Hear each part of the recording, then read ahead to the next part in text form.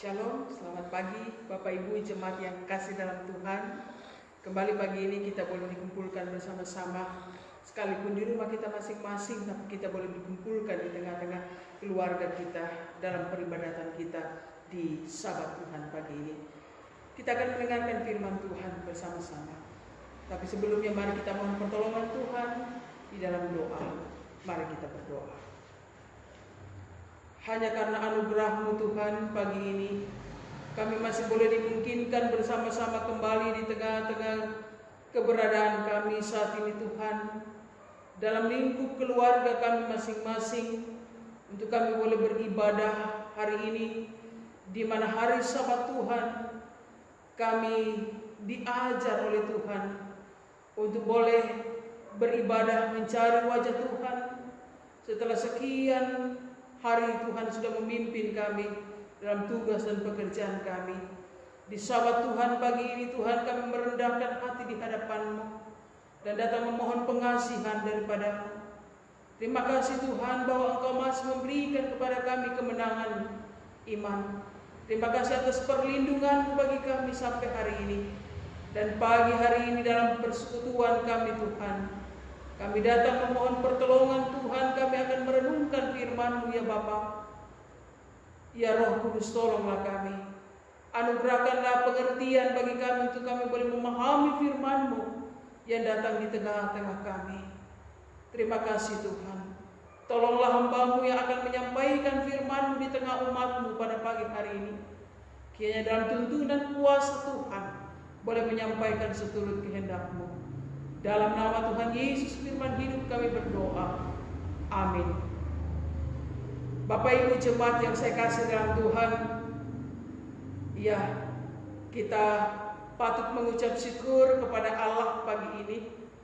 Sebab hanya karena kemurahan Tuhanlah kita masih dimungkinkan bersama-sama tetap beribadah memuliakan Tuhan.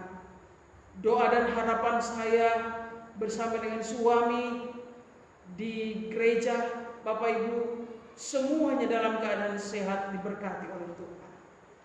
Baik, pagi ini mari kita membuka firman Tuhan. Saya membawa jemaat Tuhan untuk membuka kitab Roma pasalnya yang kelima, ayat 1 sampai ayatnya yang kelima. Firman Tuhan Roma pasal 5 ayat 1 sampai ayatnya yang kelima. Demikianlah firman Allah. Sebab itu kita yang dibenarkan karena iman, kita hidup dalam damai sejahtera dengan Allah oleh karena Tuhan kita Yesus Kristus. Oleh Dia kita juga beroleh jalan masuk oleh iman kepada kasih karunia ini. Di dalam kasih karunia ini kita berdiri dan kita bermegah dalam pengharapan akan menerima kemuliaan Allah. Dan bukan hanya itu saja, kita malah bermegah juga dalam kesengsaraan kita, karena kita tahu bahwa kesengsaraan itu menimbulkan ketekunan, dan ketekunan menimbulkan tahan uji, dan tahan uji menimbulkan pengharapan, dan pengharapan tidak mengecewakan, karena kasih Allah telah dicurahkan di dalam hati kita oleh Roh Kudus yang telah dikaruniakan kepada kita. Demikian firman Tuhan, Bapak Ibu Saudara. Melalui firman Allah pagi hari ini, saya membawa kita untuk merenungkan bersama-sama pengharapan yang tidak mengecewakan. Jemaat yang terkasih di dalam Tuhan, saya yakin dan percaya bahwa setiap kita memiliki harapan dalam hidup kita. Ya. Sekalipun mungkin ada di antara kita, Bapak Ibu jemaat Tuhan, yang harapannya saat ini tertunda karena kondisi dan keadaan. Tentu semua orang sepakat bahwa wabah virus yang melanda bangsa kita ini cepat selesai. Saya melihat anak-anak sekolah yang sudah mulai bosan di rumah. Itu disuarakan secara langsung kepada gurunya. Ataupun saya melihat anak-anak sekolah menyerukan kebosanan mereka lewat stiker-stiker lucu dengan gaya-gaya kalimat mereka. Tentulah harapan mereka supaya mereka dapat bersekolah lagi atau ke sekolah lagi, Bapak Ibu Saudara. Mungkin bukan hanya anak-anak sekolah, tetapi kita juga. Kita punya harapan dan kerinduan, kapan ini selesai? Kapan kita berkumpul lagi dalam persekutuan di gereja? Jadi setiap kita punya harapan, entah itu harapan pribadi, entah itu harapan keluarga kita, maupun harapan kita terhadap orang lain. Bapak Ibu Saudara yang kasih dalam Tuhan, menyangkut pengharapan, kita melihat menurut Kamus Bahasa Indonesia, pengharapan itu berarti satu, sesuatu yang dapat diharapkan. Pengharapan itu berarti keinginan supaya menjadi kenyataan. Dan pengharapan itu menurut bahasa Indonesia berarti orang yang diharapkan atau dipercaya. Jadi Bapak Ibu jemaat yang saya kasih dalam Tuhan, setiap kita pastilah selalu mengharapkan yang terbaik dalam hidup kita. Kita mengharapkan bahagia. Kita mengharapkan kehidupan kita, rumah tangga kita diberkati. Kita mengharapkan supaya kita diberikan umur panjang. Dan kita masih melihat anak-anak dan cucu-cucu kita. Dan banyak sekali lagi harapan-harapan yang tentunya kita inginkan dalam hidup ini. Tapi kenyataannya Bapak Ibu Saudara tidaklah selalu mudah demikian. Dan tidak selalu demikian. Mengapa? Karena seringkali apa yang terjadi, harapan-harapan kita itu kadang-kadang tidak seperti apa yang kita kehendaki. Tidak seperti yang kita harapkan. Bapak Ibu jemaat yang kasih dalam Tuhan, ketika kita membuka mata kita, ya, setiap hari bangun pagi lalu kita membuka mata kita, saya percaya di situ mulai ada banyak harapan yang muncul dalam pikiran kita.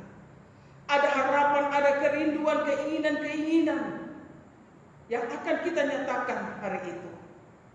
Oh, hari ini saya mau berbuat seperti ini. Bahkan ketika kita mau tidur malam, kadang kita masih memiliki harapan untuk hari esok. Oh, besok kalau saya bangun tidur, saya mau buat ini. Besok ini kita merencanakan, kita mengharapkan berbuat ini.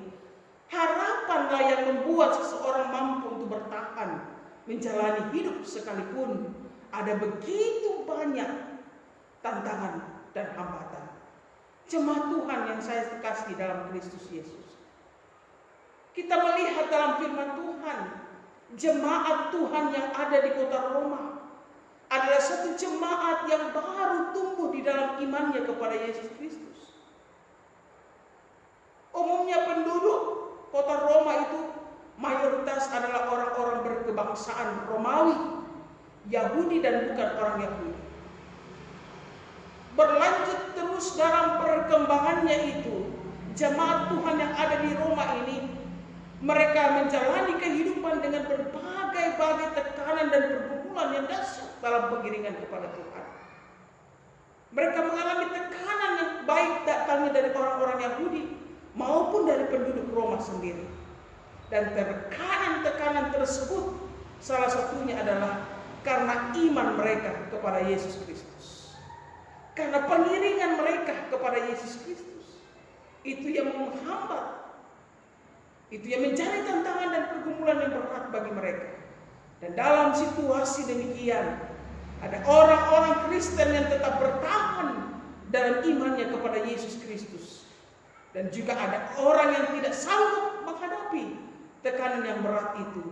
Lalu akhirnya apa yang terjadi?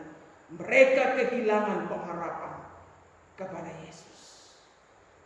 Saudara-saudara, di tengah situasi yang demikian, Rasul Paulus ingin menyampaikan kepada kita melalui tulisannya. Dia menuliskan suratnya kepada jemaat di kota Roma. Bagaimana seharusnya Jemaat yang ada di Roma itu harus bersikap terhadap segala situasi yang mereka hadapi, yang mereka alami pada waktu itu di dalam pengiringan mereka kepada Tuhan. Rasul Paulus menjelaskan dan menegaskan beberapa hal. Yang pertama, Bapak Ibu Saudara, pada ayat yang pertama, kita yang dibenarkan karena iman kita hidup dalam damai sejahtera dengan Allah oleh Tuhan kita Yesus Kristus. Bahwa setiap orang yang percaya kepada Yesus, yang dibenarkan oleh imannya kepada Yesus Kristus, firman Tuhan katakan, kita akan hidup dalam damai dengan Allah. Lebih daripada itu, firman Tuhan katakan bahkan kita akan menerima kemuliaan Allah, yaitu keselamatan yang dijanjikan Tuhan di dalam iman kepada Yesus Kristus. Bapak Ibu Saudara yang kasih dalam Tuhan, ini yang pertama,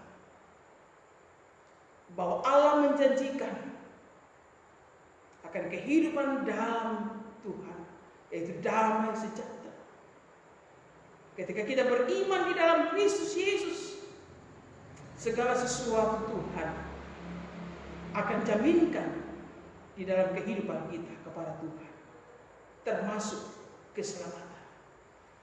Karena itu kita yang berharap, kita yang percaya kepada Yesus, kita tidak akan pernah kecewa dalam pengiringan kita kepada Tuhan Yesus. Yang kedua, sikap yang seharusnya dimiliki oleh orang percaya, tidak hanya oleh orang-orang di Roma ketika menghadapi segala situasi di dalam kehidupan ini, pada ayat yang ketiga, harus sadar bahwa pengharapan itu adalah sebagai proses.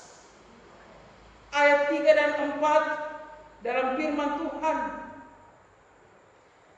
ketekunan menimbulkan tahan uji, dan tahan uji menimbulkan pengharapan.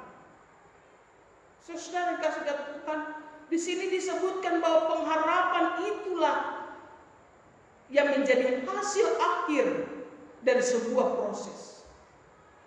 Urutannya kalau kita membaca firman Tuhan tadi di situ adalah pertama kesengsaraan dulu. Dari kesengsaraan, dari pergumulan berat, dari masalah dan tantangan yang berat, itu menimbulkan ketekunan.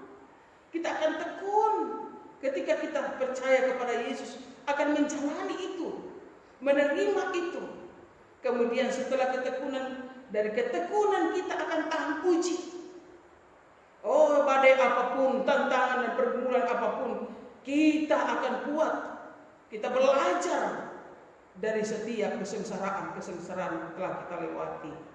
Kita tekun menanggung itu, dan kita akan tahan uji. Dan tahan uji akhirnya menghasilkan pengharapan. Dan pengharapan itu bukanlah sesuatu yang diletakkan di depan, bukan terjadi seketika, tapi melalui sebuah proses. Ada proses lagi yang Allah kerjakan di dalamnya. Bapak Ibu Saudara yang kasih dalam Tuhan, dan itu yang terus kita jalani dalam kehidupan kita. Pengharapan kita itu, kita harus sadari bahwa di dalamnya ada proses yang harus kita jalani sesuai dengan kehendak Tuhan.